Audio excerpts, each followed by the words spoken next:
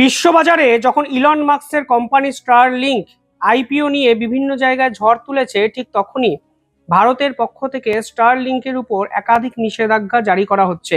এর ফলে ভারতের স্টারলিংকের ভবিষ্যৎ নিয়ে বড়সড় প্রশ্ন কিন্তু উঠে গেল। কেন ভারত সরকার ইলন মাস্কের কোম্পানি স্টারলিংককে ভারতে নিষিদ্ধ ঘোষণা করতে চলেছে, তা কিন্তু আজকের দিনে দাঁড়িয়ে সব থেকে বড় আলোচনার বিষয়বস্তু। ইলন মাস্কের সঙ্গে ভারতের প্রধানমন্ত্রী নরেন্দ্র মোদীর সম্পর্ক অত্যন্ত ভালো, কিন্তু এক্ষেত্রে ভারত এমন একটি কারণে সিদ্ধান্ত নিয়েছে যাতে পরিষ্কার হয়ে যাচ্ছে যে আগামী কয়েক দশক ভারত ব্যক্তিগত সম্পর্ক থেকেও জাতীয় সুরক্ষার কথা অনেক বেশি মাথায় রাখছে এবং কোনো অবস্থাতেই বিদেশি শক্তির কাছে ভারতকে একদম মাথা নত করার জায়গা তৈরি করতে পারে এই ধরনের কোনো পদক্ষেপ ভারত সরকার নিচ্ছে না। তাই স্টারলিংকের সঙ্গে ভারতের এই সংঘাত ভারতের জিওপলিটিক্যাল অ্যাসপেক্টেও অত্যন্ত গুরুত্বপূর্ণ একটি বিষয়বস্তু। এবং ভারতের এই সিদ্ধান্তের পর স্বয়ং আমেরিকার দূত মার্ক সার্জিও গোর তিনি G7 সামিট থেকে সোজা ফ্রান্স থেকে চলে এলেন ভারতের স্বরাষ্ট্রমন্ত্রী অমিত শাহর সঙ্গে বৈঠকের জন্য। সব মিলিয়ে শেষ 24 ঘন্টায় ভারতে এমন কিছু ডেভেলপমেন্ট হলো যা সকলের জানা উচিত, এবং তা ভারতের জিওপলিটিক্যাল ভবিষ্যৎকেও একদম অন্য খাতে বয়ে নিয়ে যেতে পারে, যা আজকের এই ভিডিওতে আমি ডিটেইলিংয়ে আলোচনা করব। ইলন মাস্কের কোম্পানি স্টারলিংক ইতিমধ্যেই আইপিওতে তাদের নিজস্ব ভ্যালুয়েশন $2 ট্রিলিয়ন গিয়ে এনলিস্ট করেছে, এবং এই প্রেক্ষাপটে দাঁড়িয়েও ভারত কিন্তু স্টারলিংককে কোনো অবস্থাতেই ভারতে ব্যবসা করার ছাড়পত্রটি দিচ্ছে না।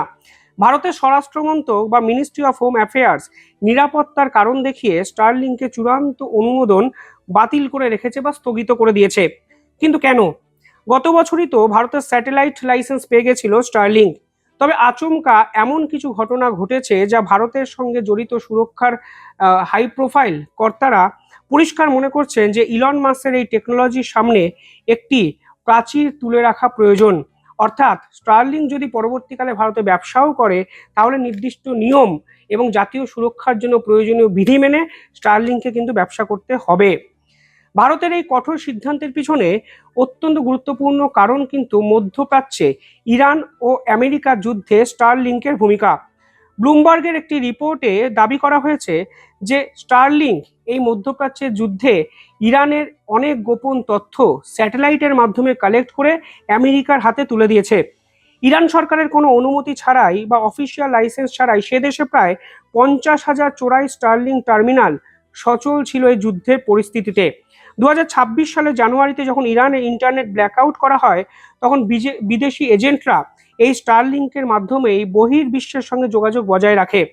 আন্তর্জাতিক টেলিকমিউনিকেশন ইউনিয়ন স্পষ্ট জানিয়েছে যে স্টারলিংক চাইলেই এক ক্লিকে বেআইনি টার্মিনালগুলোকে বন্ধ করে দিতে পারত, কিন্তু আমেরিকার কথা মাথায় রেখে, আমেরিকার গোয়েন্দা দপ্তরের কথা মাথায় রেখে তারা কিন্তু এই জিনিস করেনি।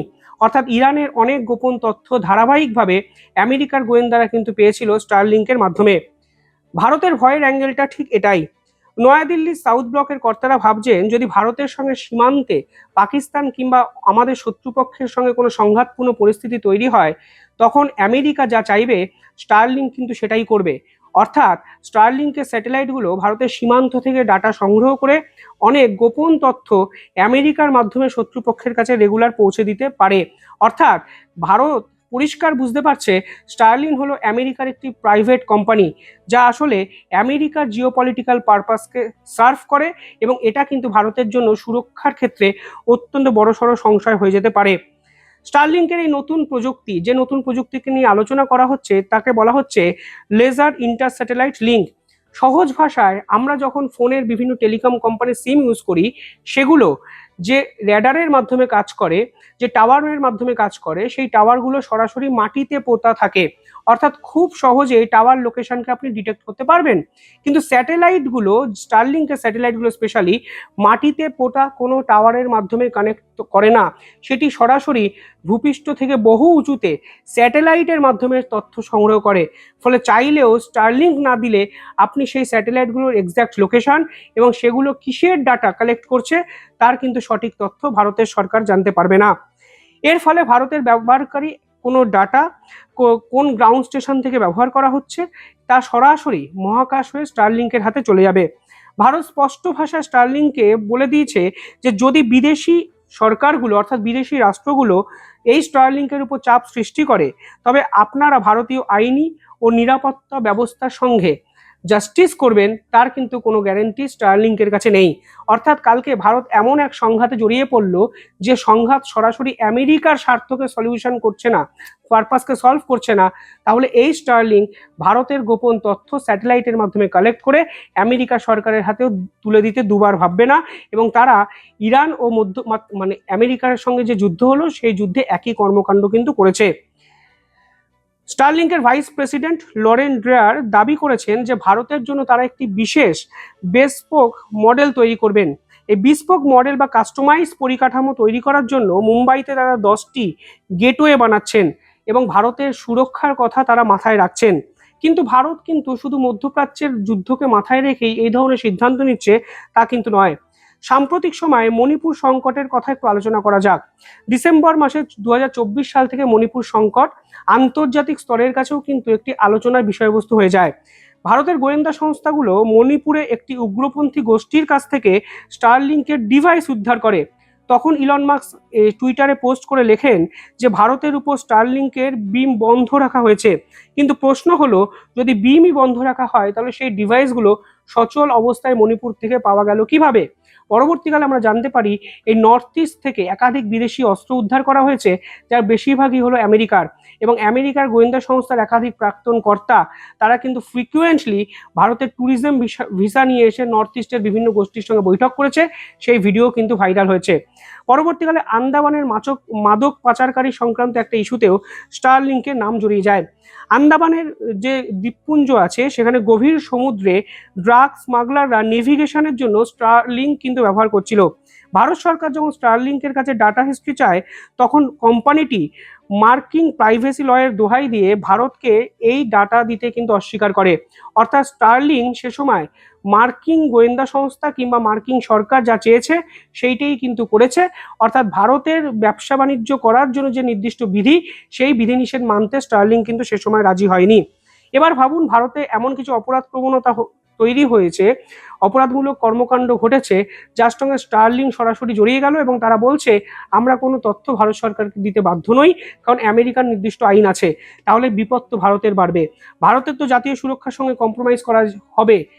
সবচেয়ে ইম্পর্টেন্ট হলো আমেরিকার যে যদি তথ্য দেখেন তাহলে দেখবেন এই স্টারলিংস বা স্পেস এক্সের আয় প্রায় 20% আসে মার্কিন সরকারের ডিফেন্স কন্ট্রাক্ট থেকে। এছাড়াও আমেরিকার একটি বিশেষ আইন আছে, তার নাম ফিসা সেকশন 702। এই আইন অনুযায়ী আমেরিকার যে কোনো ইন্টারনেট সংস্থাকে তাদের বিদেশি গ্রাহকদের কল রেকর্ড, চ্যাট এবং ইমেল মার্কিন গোয়েন্দা সংস্থাগুলোর সাথে শেয়ার করা বাধ্য করতে তারা পারে, এবং মার্কিন গোয়েন্দারা যদি চায় স্টারলিংকেও কিন্তু ভবিষ্যতে বিদেশি এই ধরনের তথ্য আমেরিকার গোয়েন্দাদের হাতে তুলে দিতে হবে। ইরান যুদ্ধের পাশাপাশি একটু ইউক্রেন যুদ্ধের কথা বলা যাক। 2023 সালে ইউক্রেন যখন ক্রিমিয়ায় রাশিয়ার নৌবহরে হামলা চালাতে চেয়েছিল তখন মাস্ক কিন্তু ব্ল্যাক আউট করে দিয়ে স্টারলিং পরিষেবাকে বন্ধ করে দেয়, ফলে ইউক্রেনের অপারেশন কিন্তু ব্যর্থ হয়। আবার 2025 সালে মাস্ক ইউক্রেনকে হুমকি দিয়েছিলেন যে বিরল খনিজ চুক্তি না করলে স্টারলিং বন্ধ করে দেওয়া হবে। অর্থাৎ স্টারলিং আমেরিকা একটি পলিটিক্যাল উইপেন হিসাবে ব্যবহার করে, যার মোড অফ কন্ডাক্টটা হলো স্যাটেলাইট কমিউনিকেশন। কিন্তু যখন স্যাটেলাইট কমিউনিকেশনের উপর আপনি ডিপেন্ডেন্ট হয়ে যাবেন এবং 130 কোটি ভারতীয় যখন স্টারলিংকে কানেক্ট হয়ে যাবে তখন তারা এই তথ্য আমেরিকা সরকারের হাতে তুলে দিতে পারে। যুদ্ধের সময় সেই তথ্য তারা আমাদের শত্রুপক্ষের হাতে তুলে দিতে পারে, এবং সীমান্তে ভারতের একাধিক গুরুত্বপূর্ণ ইনফ্রাস্ট্রাকচার, ট্রুপ ডিপ্লয়মেন্ট থেকে শুরু করে মিলিটারি ডিপ্লয়মেন্ট সমস্ত তথ্য তারা স্যাটেলাইট ইমেজের মাধ্যমে নিয়ে যে কোনো রাষ্ট্রের কাছে তুলে দিতে পারে। ফলে জাতীয় স্বার্থ এখানে কিন্তু ক্ষুণ্ণ হতে পারে। এই প্রেক্ষাপটে দাঁড়িয়ে রিলায়েন্সও কিন্তু ভারতের স্পেস এক্স ইন্ডাস্ট্রিতে নতুন পদক্ষেপ নিতে চলেছে। ইতিমধ্যেই $15 বিলিয়ন তারা খরচ করে তারা কিন্তু গেম চেঞ্জিং স্পেস ভেঞ্চার কিন্তু লঞ্চ করতে শুরু করেছে। অর্থাৎ ভারতও কিন্তু স্টারলিংকের বাইরে বেরিয়ে এসে ভারতের নিজস্ব টেকনোলজি এবং নিজস্ব কোম্পানির উপরও ভরসা রাখতে পারে ভবিষ্যতে, কারণ স্যাটেলাইটকে আপনি অগ্রাহ্য করতে পারবেন না, কিন্তু ভারতীয় কোম্পানির মাধ্যমে যদি পুরো বিষয়টি হয় তাহলে কিন্তু জাতীয় সুরক্ষাও দিনের শেষে কোনো অবস্থাতেই কম্প্রোমাইজড করা হবে না। সব মিলিয়ে ইলন মাস্কের স্টারলিংকে ভারত যেভাবে আপাতত স্থগিত করে রেখেছে তা কিন্তু ভারতের জিওপলিটিক্যাল অ্যাসপেক্টে অত্যন্ত গুরুত্বপূর্ণ। G7 বৈঠকে ফ্রান্সে উপস্থিত ছিলেন আমেরিকার মার্কিন দূত সার্জিও গোর, এবং তিনি কিন্তু ইনস্ট্যান্টলি ভারতের এই সিদ্ধান্তের পর ভারতবর্ষে চলে আসেন এবং কালকে জরুরিকালীন ভিত্তিতে ভারতের স্বরাষ্ট্রমন্ত্রী অমিত শাহের সঙ্গে একটি বৈঠক করেন এবং এরপর তিনি একটি টুইট করেন। সেই টুইটে তিনি লিখেছেন যে আমরা একত্রে, মানে ভারত ও আমেরিকা একত্রে টেরোরিজমের বিপক্ষে কাজ করছি, নার্কোটিক ড্রাগ কন্ট্রোল নিয়ে একসঙ্গে কাজ করছি এবং আমরা আমাদের বর্ডারকে সুরক্ষিত রাখার জন্য একত্রে কাজ করছি। সার্জিও গোর সিকিউর আওয়ার বর্ডার, অর্থাৎ সীমান্ত তাদের বর্ডার, সেই রকম একটি দাবি করেছে এবং বোঝানোর চেষ্টা করছে যে ভারত এবং আমেরিকা কতটা ক্লোজলি বর্ডারকে একত্রে মনিটরিং করে সিকিউর করতে চাইছে। পাশাপাশি এখানে তিনি লিখেছেন যে আমরা চাইছি জয়েন্টলি এই অঞ্চলে এমন কিছু পদক্ষেপ নিতে যা দুই রাষ্ট্রের জন্য জাস্টিফাই হবে এবং দুই রাষ্ট্রের ন্যাশনাল সিকিউরিটির সঙ্গে কোনো কম্প্রোমাইজ করা যাবে না। অর্থাৎ সার্জিও গোর স্পষ্ট বুঝিয়ে দিয়েছে ভারতের জাতীয় সুরক্ষা আমেরিকারও কনসার্নিং একটা বিষয়।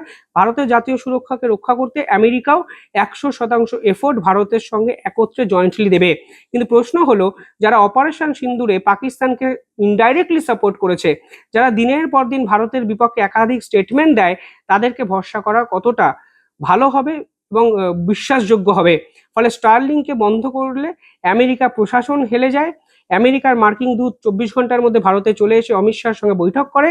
যদিও ভারত এখনো অবধি তাদের সিদ্ধান্তে অটল, কোনো অবস্থাতেই মার্কিন সংস্থা ইলন মাস্কের স্পেসএক্স এবং স্টারলিংকে কোনো ছাড়পত্র ভারত দেবে না, কারণ ভারতের কাছে জাতীয় সুরক্ষা সকলের আগে। কি করা উচিত ভারতের, কমেন্টে জানাবেন। দেখতে থাকুন দ্য ইন্ডিপেন্ডেন্ট বেঙ্গল। চ্যানেলটিকে ভালো লাগলে সাবস্ক্রাইব করে দেবেন, পাশে থাকবেন, বেল আইকনটি ক্লিক করবেন। ধন্যবাদ।